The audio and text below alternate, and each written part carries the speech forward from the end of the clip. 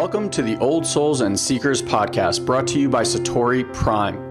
If you're anything like us, you've been around and around the personal development and mindset block quite a few times. You've read the books, watched the videos, attended the seminars, and even worked with a coach or two, and yet you still find yourself searching for more. You may even feel stuck or that you should be farther along than where you are right now. And after doing over a decade of mindset work, we've come to this realization. Mindset work is like a small hit of dopamine that distracts you from your true work. You get these little hits of feeling better, only to be met with the same underlying conditions and patterns over and over again. Now, mindset was an important part of your evolution as well as ours, but it hits a plateau, and now you find yourself ready for that deeper layer of growth and expansion. If you're listening to this podcast, then you're ready to get off that Ferris wheel. This podcast is only for those that are ready to dive deep and do the real inner healing work. For those that are ready to move past more information into actual experiences. If you're looking for more understanding, then you've come to the wrong place. This is a home for old souls ready to fully embrace and remember who they truly are. Ready to make a profound difference in their lives and in the lives of others. So welcome home, dear one. We're excited to be part of your journey. Welcome back to the show. If this is your first time on the show, well, I don't know how better welcome you can have than two brothers bantering back and forth about the what ifs of a song. But in any event, it's not about me today. It's about Guy today. I feel like all the podcasts recently have been about me. People are going to think that I have like psychological concerns at this point in time. I'm going to shine the sun on Guy. Yeah. So Guy's been going through some pretty amazing experiences. I was actually driving home this morning, and I was going to actually message you because you always message me like, well, what do you want to talk about the podcast? So I was like, oh, I have an idea today, and I was going to message you, and I didn't. But I was actually thinking of that line that I think it was Ethan that said to you at our last weekend, where he was saying how he was jealous of you because of how far your soul's journey, like when someone starts like in the depths of it, like, you know, their trajectory up and the amount of energy that they create as they go through that process. And it's interesting, like kind of ever since that weekend, I don't know if you've taken it on as such or it's just been happening as such, but it really feels like you've been allowing for the depth of your experience and release and healing and all of that stuff to take place at a really dramatically accelerated pathway. And so I know you had a quite a experience, I'll just say, this weekend. And yeah, we'll talk about it. Talk about it. I don't know. I'm at this point where I don't know if I'm taking things on or things are taking me on. Like that. Yeah, I can't tell anymore. It's a good inquiry. Yeah. And, you know, like we see that with our clients too, right? It's healing rarely, if ever, looks the way that you think it's supposed to look. And it can be a bumpy ride releasing these things at times. It's a slop heap. It's basically what it is. Or a slop heap. It's a slop heap. Yeah, I say that lovingly, but where do I even begin with this one? So we have been talking, there's been a theme around disappointment. I feel like this is good in the long run for everybody because like eventually I have like a dissertation to write on this, and I'm getting a little of an echo from you, just so you know. I think that it's one of these, like, you know, when there's like staples, like pillars of things that you want to teach for people in personal development. And I feel like disappointment is just one of those things. Like we can take it into a lot of other areas. I'm still getting the echo, by the way. It's just a little tough. Okay, hold on. You keep talking. I'm gonna just make a quick switch. So why don't you mute yourself up, or I can mute you. That's okay. I got you. Yeah, I'm good. So, Yeah, so I've been really there's like feeling of rich disappointment has been arising in my system, and a few weeks back on this podcast, I talk about this like back door that I found, how disappointment uses hope, and like excitement to like get in there, and that hope and that is kind of the recognition of the beginning of a pattern. And so just to clarify this for everybody, there's nothing wrong with hope. I believe in hope. I think it's a very good and admirable quality. But like everything else that we teach here, it's like what's the consciousness that you're in when you're experiencing it. So if the reason you're experiencing hope is because you're feeling lack in your life, an opportunity comes and you're very hopeful, hoping that if it works out, that a scarcity will relieve itself, then the hope is really the pattern. It's actually not a altruistic quality. Hope, how you're experiencing your qualities in a powerful way is you're actually in a neutral, agendaless, compassionate state. Anything that's kind of beyond that will kind of agitate some part in your system and get some programs to run. So I've been sharing about these different experiences, and one of the things that I've seen this pattern in my life, and Elon has too, but certainly for me, it's like just having to work hard, and like circumstances that arise that it's like if there was a 3% chance that would happen, that's what happens. And just adds a lot more difficulty to things in my life. So for this last like 2 years, my wife and I have been really, really focused on like shifting our paradigm around investing, really looking at growing wealth and stuff like that. And this is not, honestly, like it's not common to me. Like Elon and I grew up as immigrants. We didn't grow up with like a ton of financial education. Ironically, him and I both have economic and financial degrees that are literally worth the paper that they were written on, pretty much. And so I unmuted you, just so you know.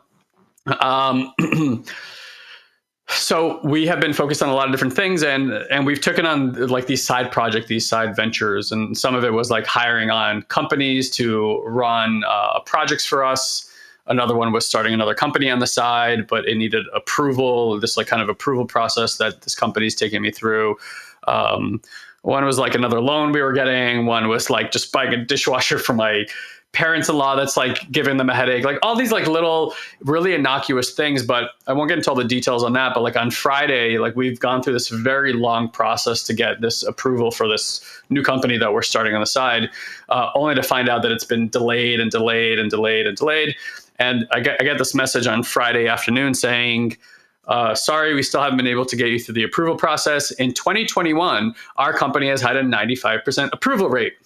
Now I've invested $40,000 into this, right, to get this thing approved, and they're telling me that because of the nature of the business, that now, like I wanted to have up and running before the Christmas season, because like you can capitalize during that period of time and make a lot of money. That not only will it not be up and during Christmas season, that it's gonna there's no approval process really for another 4 months after that. So that they're like, my capital investment is just going to sit there basically for 7 months, even though it was supposed to be this like 30-day process. So that's like the crux of it. Not all the details. I'm just giving the overview here. And so like that was on the back of this other company that we hired, like doing a terrible job, like D- at best. Again, like pinning these like hopes on all these different companies that will just create other sources of income for us and just help us like kind of move the needle a little bit faster. And so it's just been like that, like one after the other. And it's like all these innocuous things that again should be like one phone call. Suddenly it's like 5 phone calls, 3 emails, like just again, so much time and energy into just dumb things. And so like Friday, I was just at my wit's end. Like I get this message and I'm like livid, I'm like just angry inside. And I'm not like even angry at the company. Like I know they're doing the best they can. Things are out of their hands. I'm just angry at life that like for as long as I can remember, since I was a kid, these kind of events happen to me. It's like if the one thing that doesn't happen to anybody else, like I'll end up dealing with that shit, And so I just go into this really dark spiral. And I mean like wanting to burn the whole world down. Like this just, and clients at these places too, they're like, why am I doing this work? This shit doesn't work. I'm just going to go back to like taking substances, like working my ass off. Like it's the only time in my life where I was like happy, had control, things were working. I'm just like, fuck everything. This whole experience. And this is going to be quite, if that's not vulnerable enough for some person who's teaching this stuff. I go upstairs and I'm here, I'm sitting in that chair, and I basically like sit to calm my nervous system down. And I am like full adrenaline spike. Like I can hear my heartbeat in my ears, and it's like, and nothing is moving. Like the energy's not moving. I'm not calming down. And my wife's like, how about I go get you a pillow to scream in? And I'm like, okay, kind of embarrassing, but sure, get it. She go gets the pillow. I scream, doesn't help. So I like, it's going to sound funny, but she's in our bedroom. I walk into the bedroom and I'm just like this. I'm like, get out, like, get out. like just tell her, like, get out of the bedroom. I wanted the bedroom to like go to town on, like bang on the mattress like as hard as I can, like scream into the pillow. And I go full ape shit Hulk in there. I mean, like I lose my coconuts. I have not, maybe since I was a kid, when you're like a kid and you get angry and you just like, and just let it all out. Yeah. I haven't done that in 35 years, something like that, maybe ever.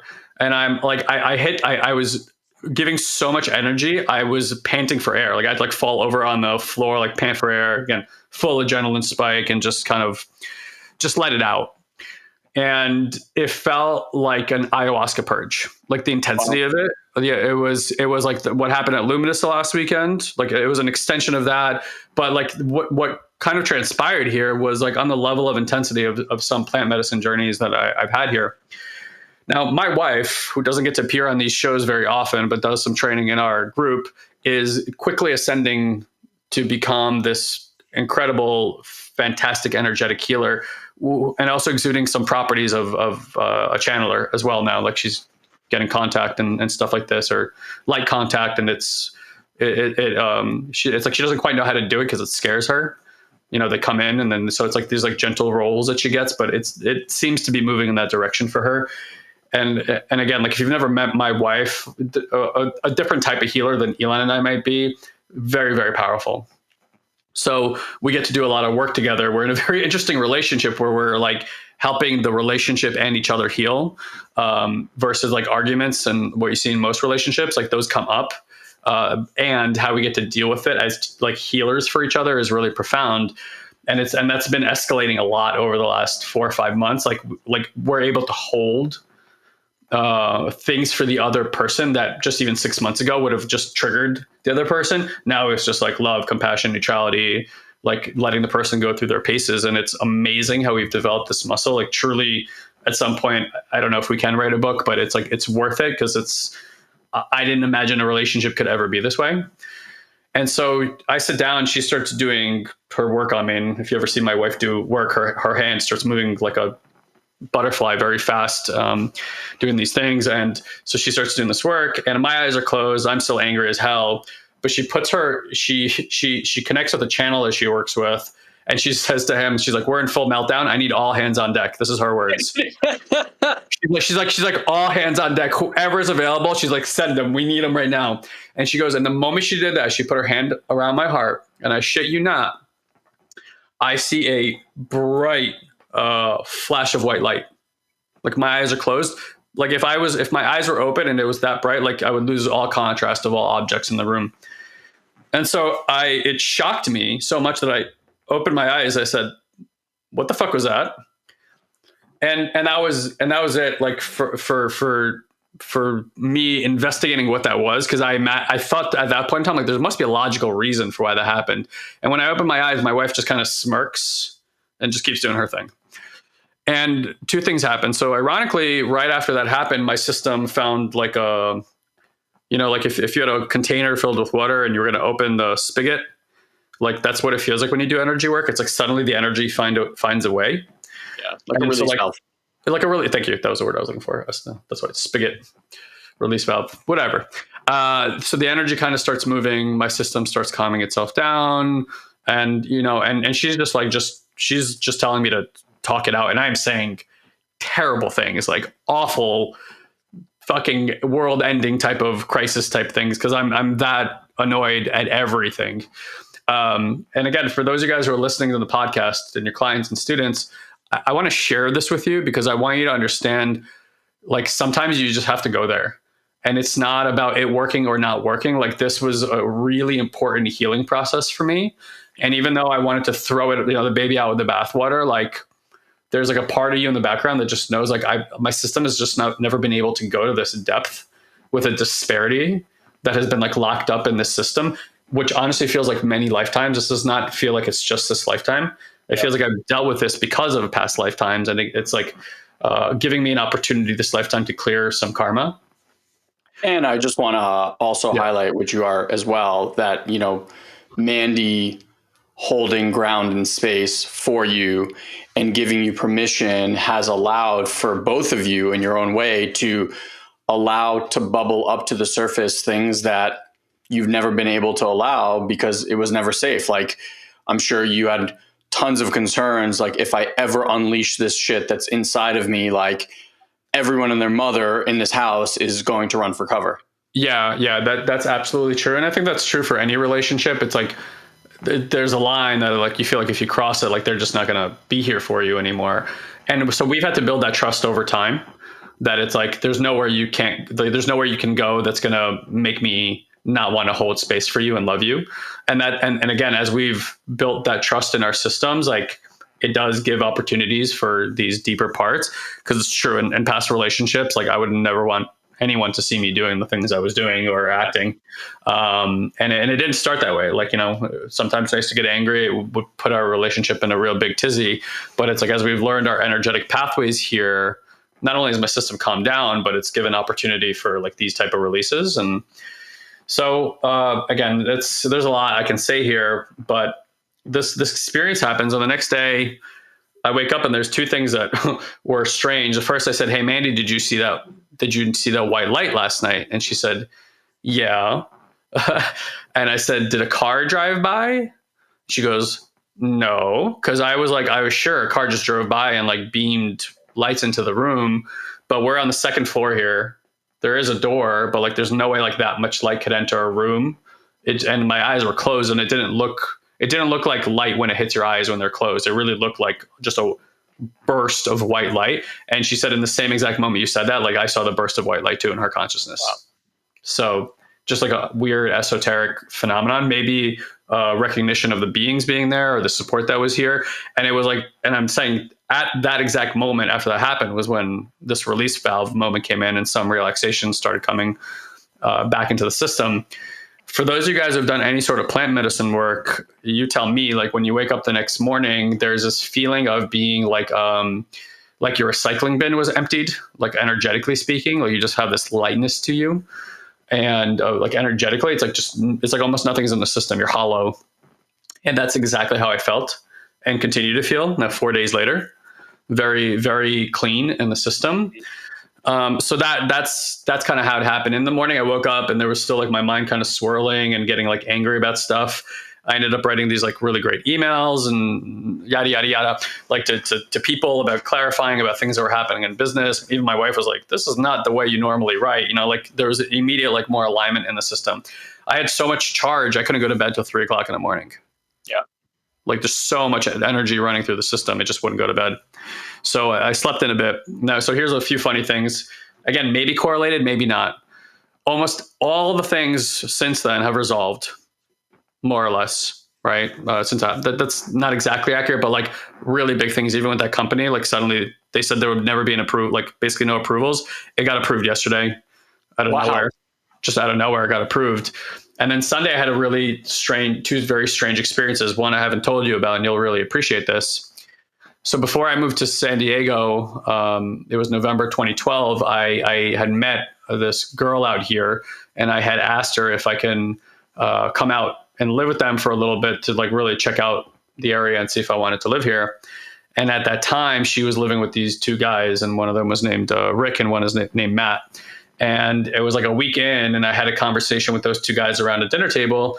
And they were East Coast guys. So I was really grilling them about San Diego. I'm like, is it really as good as it seems? I'm like, is this last? Like, this and that. And it was in the middle of that conversation with what they were sharing that I knew internally I thought to myself, I am going to move here. Like they were responsible for that.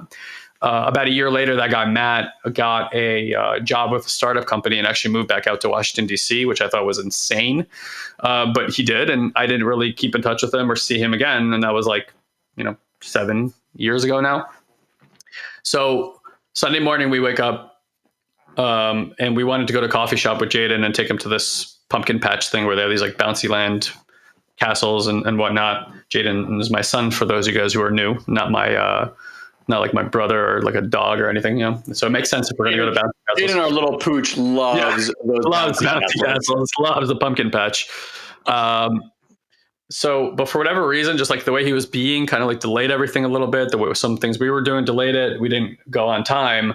And so I come to the coffee shop and I walk in, and all the way across, I see Matt sitting there, this guy, Matt.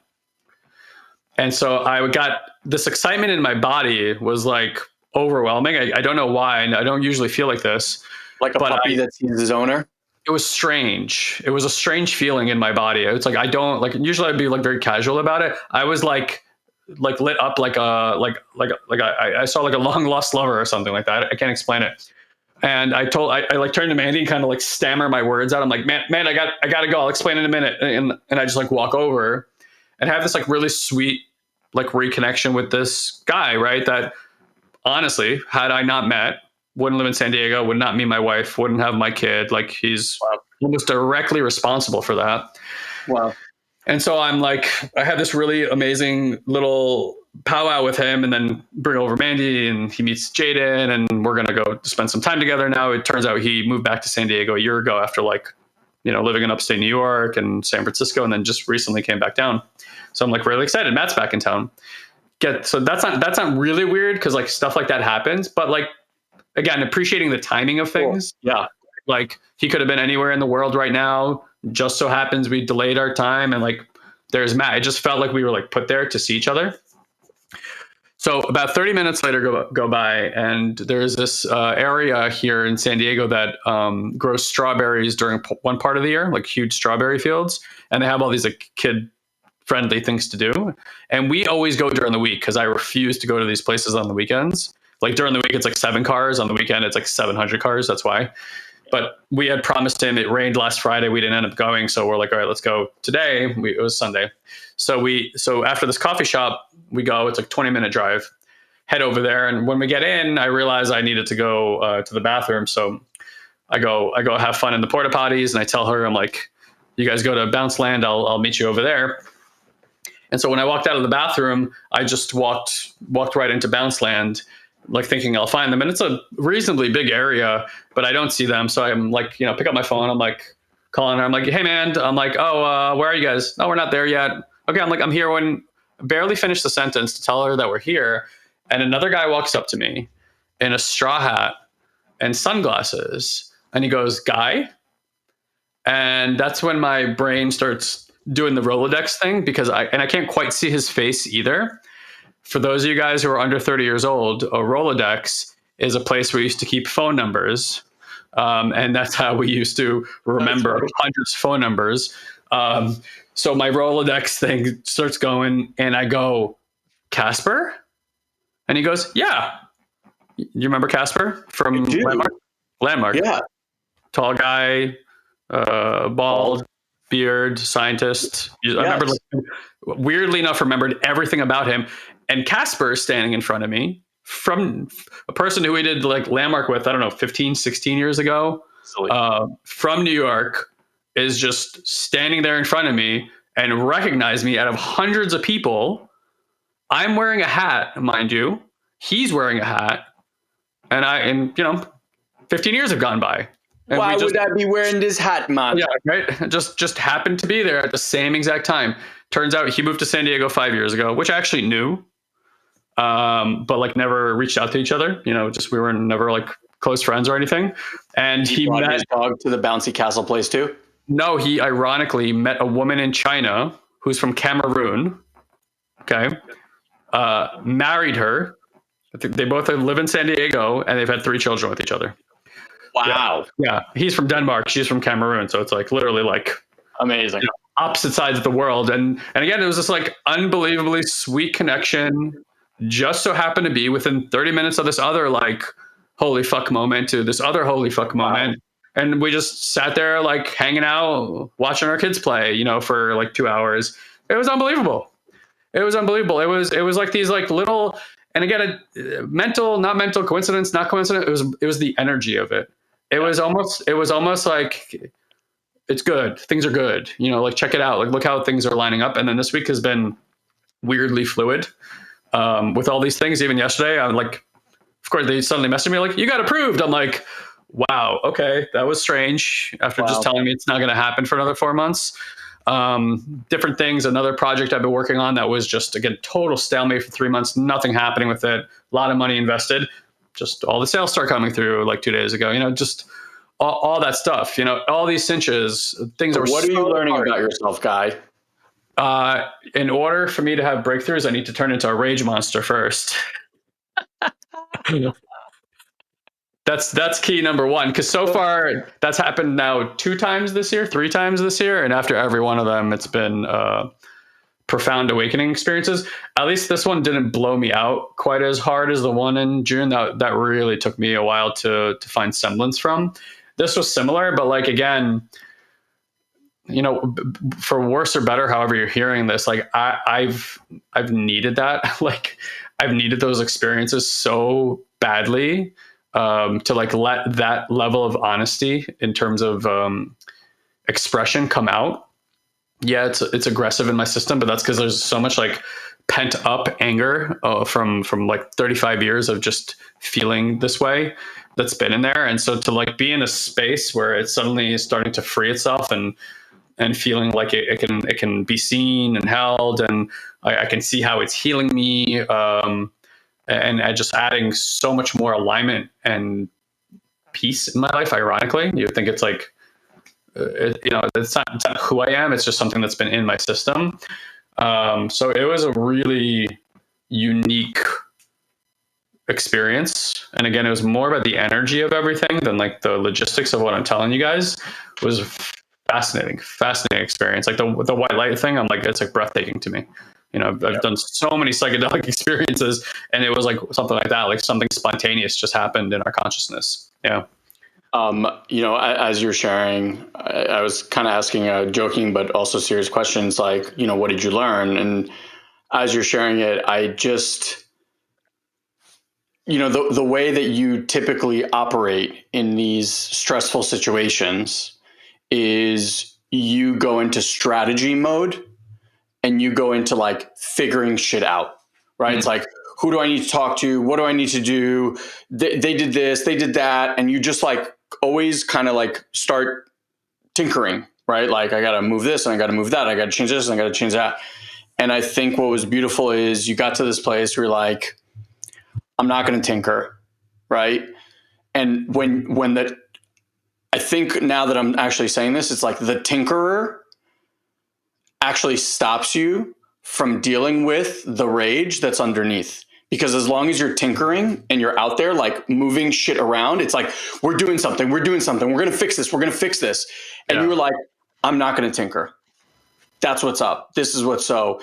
And then what you got hit with was like the fury and the rage and all that stuff that, you know, I don't think you usually let yourself kind of touch. And then I'm just listening, like you release this process, you allow all this stuff to just leave your system, and then all of these things just start lining up. Sure. It was almost like the block that was there stopping all of this from working anyway had nothing to do with you being out there tinkering. It was like, this is what was needed to be seen. This is what was needed to be released. The release valve happened, it goes, and everything just goes. It's kind of like what we talk about, where instead of looking at things linearly and going, okay, I'm here, I want to get here, we're always looking at, okay, how do we make that quantum leap into this whole other paradigm, where in this paradigm, all of that stuff has already worked itself out. Like, I don't need to figure out how to work itself out. It's just about kind of like the reality transurfing stuff. It's just like, boom, now I'm going to be here. Yeah, I imagine what's always in the way of a different timeline for all of us is our patterns, right? Like how can you experience a different timeline when your patterns are just in reenactment and reenacting it energetically, reenacting it in your experience? So it's like nothing really changes until that moves through, not even out. It needs to like literally move through. But like, when it's like, there's like just certain things that you don't want to touch. Like you don't want to touch there's a level of heartbreak we don't want to touch. There's a level of disappointment that we don't want to really feel. And we justify it by saying, well, I'm an optimist, I'm hopeful, like these kind of things. And we don't necessarily see these aspects of ourselves as, like you said, just addictions. Like, tinkering for me is like my version of, exit plan to 30,000 feet. It's like this illusion of like, at least we're doing something. Like, let's see how that works. And like intuitively, I know like that's not going to do anything, but it's like the system literally does not know what else to do other than that. So it's been really interesting. Like I feel very changed from the relationship. It's hard for me to even articulate or clarify exactly what's changed at this point in time. But like just from how it feels to be living in my own body is new and different. And that's exciting in its own right. And like there's nothing wrong with tinkering. There's again nothing wrong with hope. It's just like what is doing the tinkering, what is doing the hope, and if it's a survival part or any part of you that's disassociated, basically.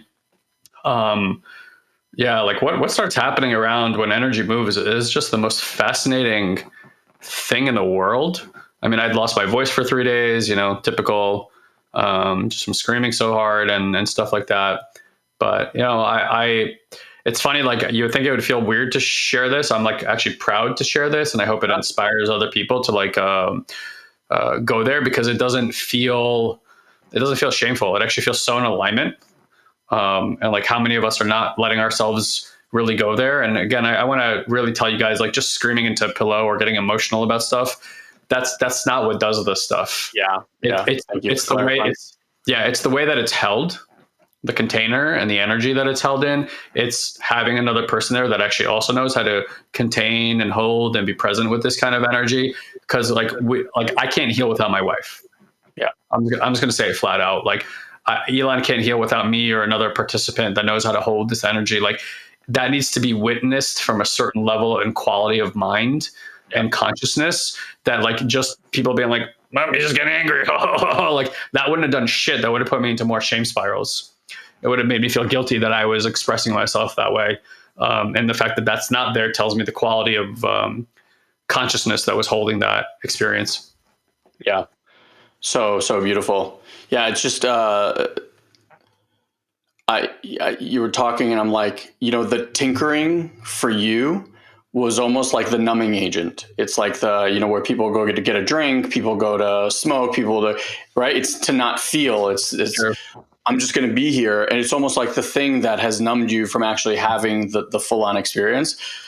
And it's the layers and layers and layers and layers that you've uncovered and released on the way to accessing these pieces. It's like, we chip away at stone here and there, and it's like a little piece, a little piece, a little piece. And then every once in a while, like the stone just opens and this whole layer of just vapor and trapped gas and all this stuff that's just been bubbling under the surface just like streams out. And again, only because you've done so much work that you can even allow for that much charge. We were talking to our clients just yesterday, and after our immersion session, it was like bringing up all this stuff. And even for them, it was a lot. We've done this so long. We know in the back of our minds is whatever the experience is, it's like, it's all a benevolent force that is guiding a healing process for us. And if we just get the fuck out of the way and allow it to do its thing, these are the results on the other side. Yeah. I was, just to be honest here, like I was authentically committed to that this doesn't work, like that the work doesn't work, that the world is unfair. Like I wasn't just haphazardly going there. And that's the thing, like it's easy to get lost in that sometimes and start generating stories and living from that paradigm. And that's what I think would happen if it wasn't held consciously, like if it wasn't held with another person. Natalie just wrote, like, she did that once in a hospital and they sedated her. Of course. Right. Yeah. Like, that's the normal human reaction. This is not okay. Right. That's the feedback. That's right. Conform to being some specific way. And in a hospital setting, that's what you're going to get. Or from that level of mind, that's looking at this as a non, like a part that's not resolving. Again, like, medical science doesn't have the answers for everything. It's a ever evolving science, and any science that has come to a conclusion is no longer science. That's just how it is, right? Like science by its definition is evolving. And so if you have a status quo in any sort of science, you can be relatively sure that you're no longer dealing with science. Now you're dealing with a part of consciousness that's stuck in a paradigm. So I mean, again, like, it's not what we're used to, most of us. My experience with it now has been pretty tremendous. Can only speak for myself, and I hope more people find the courage to go there. But again, I really want to create that caveat. I'm not proposing to go into a rage room and just scream your nuts off. That may help. However, like, how it's contained and what it's held with is as crucially important as being able to go through that experience. Yeah. Listen, letting stuff out, screaming into a pillow, all that's, it's helpful, right? It's just not, It moves energy. Exactly. And it's not the full all the way in healing. It's just I'm going to release whatever this is. So I'm not going to demote that. Like, I think that's, if that's what you're going to go, you want to punch a pillow, you want to scream into a pillow, like, it's going to help you calm down and move the energy through.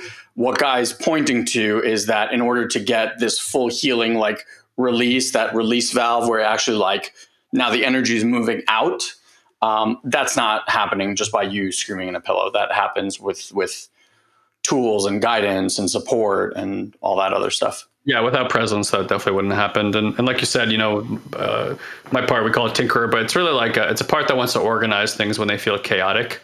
Like if I get upset with my wife or something, like, you'll suddenly see me just start cleaning up the house. I can't help myself. I'm just grabbing things and, like, moving them a few feet here and stacking them. And she always knows if the house gets clean in 15 minutes, she's like, uh-oh, like something's going on, like, suddenly everything is shiny and in its place. Like, oh fuck, he's gonna lose it.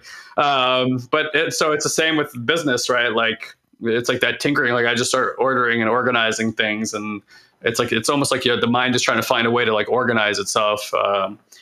I even find it hilarious. Like, I'll start noticing myself doing it, and I'm like, I literally can't help myself. Like, I don't know what to do with my hands. They're just they're just doing shit. I'm like, okay, I guess this needs to happen right now. Yeah.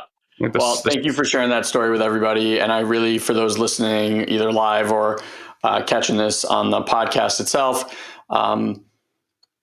this is the depth of the work, and I think Guy pointed beautifully. It's like, we've been doing this for 20 years, right?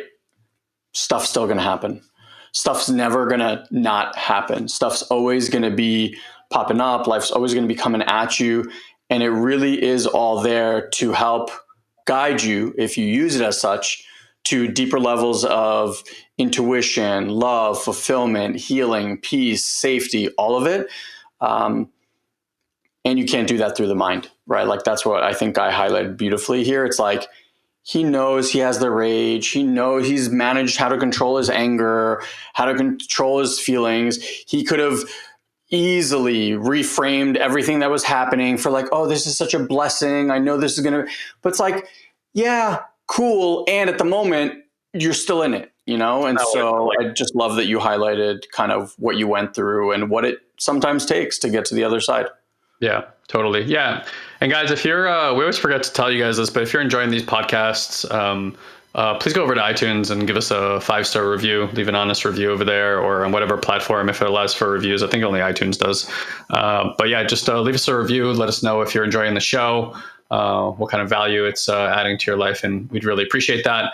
Of course, if you are intrigued about the type of work that we do, you can always reach out to us, probably somewhere on this page, depending on where you're listening to it, or just go ahead and go to satoriprime.com/contact to reach out to our team.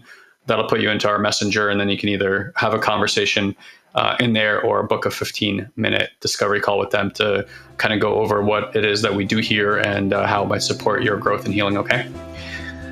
All right, friends, we love you very much. Thank you for listening, and we will see you next time. Bye, everybody.